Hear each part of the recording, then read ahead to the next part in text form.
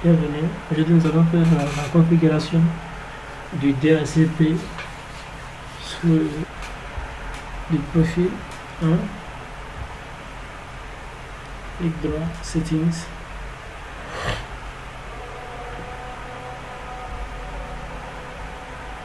Et là, nous allons mettre la carte réseau en net. Là, nous allons faire un ping pour voir si la connexion passe. Nous attendons que la carte réseau soit active ici.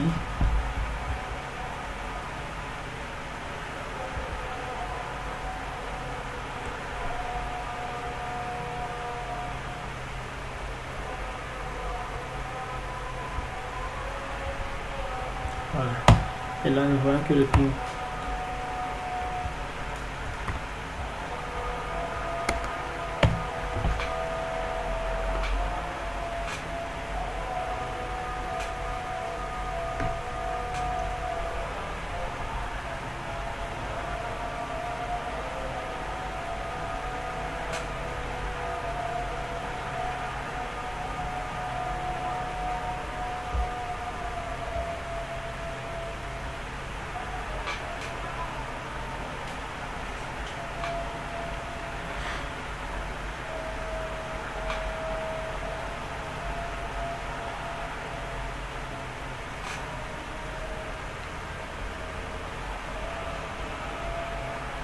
Et là, le service DHCP a bel et bien été installé. Là, nous allons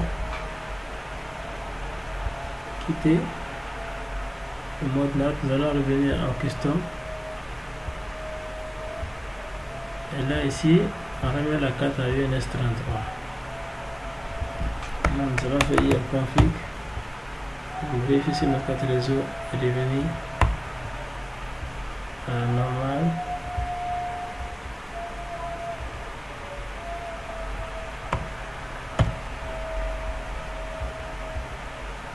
Avant que notre carte réseau arrive dans la normale, là, nous allons faire bien /etc DHCP /DHCPD.conf. Et là, nous voyons que c'est ce fichier que nous devons copier. Et là, nous allons quitter. Nous allons faire cp /usr /char /doc /dhcp server /dhcpd.conf.exemple espace /etc pour lui dire où on va lui indiquer sa destination. DHCP d.conf. Et là, il va nous demander une confirmation. Nous allons confirmer la copie.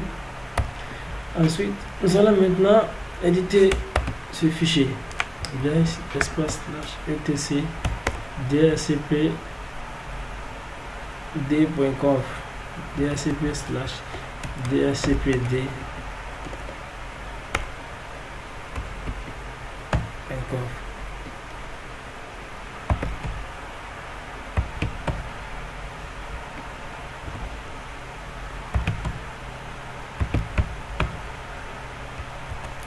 Voilà, c'est menu. Nous allons maintenant descendre à la ligne.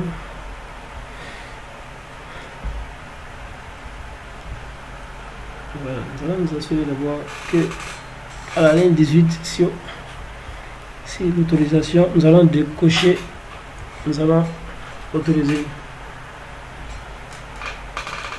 Nous allons enlever le commentaire sur cette autorisation. Nous allons activer l'autorisation. Ensuite, nous allons descendre à la ligne 46.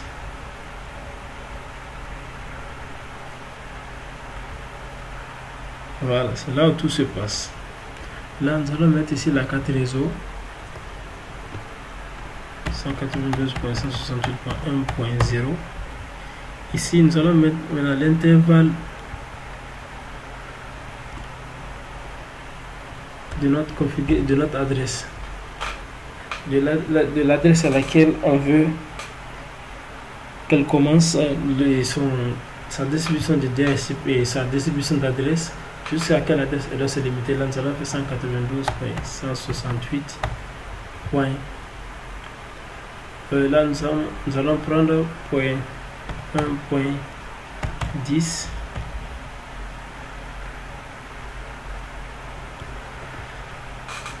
Et là, si nous analysons, nous avons une adresse IP de classe C. Et là, nous allons faire quoi? Nous allons lui dire ici que nous voulons une adresse qui va s'étendre de 192.168.1.10. On pourrait bien commencer par 1.2. C'est une question de choix, mais il faut aussi respecter aussi l'intervalle d'adressage. Et là, quand on prend la carte réseau, nous savons que nous avons une adresse qui commence à l'adresse réseau qui est 1.0 et l'adresse IP commence à partir de 1.1, la première adresse IP. Et là maintenant on a une adresse, nous avons 254 machines. Là nous pouvons dire par exemple jusqu'à 1.200 ou 254. Et là ils vont nous demander le nom de domaine. On peut mettre un nom de domaine quelconque, ce qui vous convient en fait. Là où ils ont dit d'abord nous allons venir ici d'abord domaine name server. Ici nous allons mettre l'adresse IP 192.168.1.1. Ici nous allons mettre notre nom de domaine qu'on a préconfiguré dans notre précédente vidéo, station.net.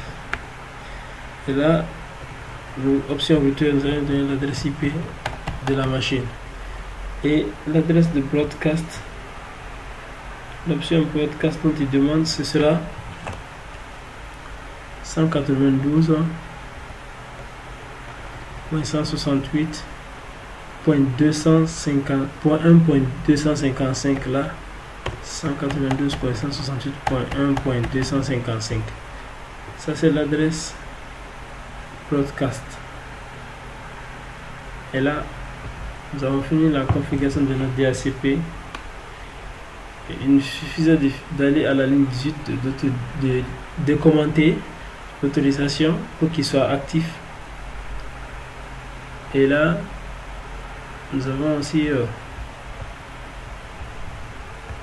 nous avons configuré notre DHCP qui se trouve à partir de la ligne 46. Et là nous avons précisé l'adresse réseau et son masque. Là c'est 255. 255.0. Voilà. Ensuite nous avons fixé l'adresse IP nous avons fixé la plage d'adressage. Ensuite nous avons le domaine name server, le nom de domaine, l'option routeur et l'adresse broadcast qui est 1.255. et là nous allons quitter, nous allons enregistrer et quitter. Ensuite nous allons faire systemctl restart DHCP-D.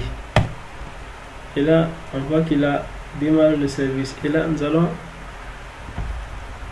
rappeler la commande pour activer le service. Voilà. Ensuite on peut faire systemctl status DHCP.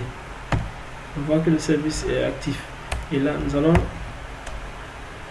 autoriser le service DHCP avant d'aller tester avec une machine cliente pour voir si notre DHCP fonctionne réellement. Firewall-cmd add service égale DHCP permanent. Et là, si ça marche, ça va me dire success. Ok. Et là, nous allons recharger. Nous allons relancer.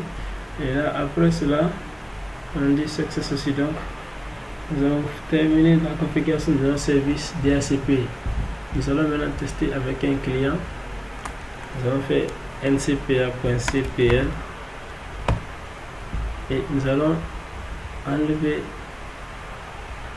l'adressage qu'on avait attribué de façon statique. Nous allons faire le mode automatique. Nous allons cocher les cases en cochant le mode automatique et ensuite OK. Et là, nous allons venir, nous allons dire public. Et là, ensuite, nous allons faire CMD. Nous allons dire IP config.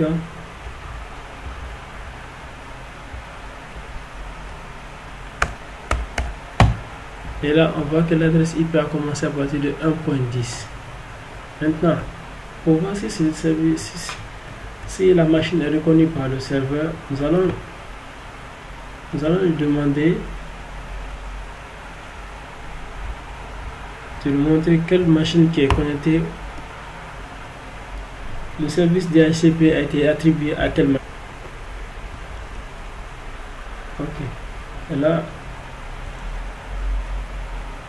voilà, DHCPD / DHCPD.list. Et là, il nous dit que le nom de la machine, que l'adresse IP attribuée à la machine cliente commence à partir de 1.10 et que le client connecté s'appelle win-pc. Et c'était tout. Je vous remercie de m'avoir suivi. On se retrouve dans ma prochaine vidéo sur la configuration du service web.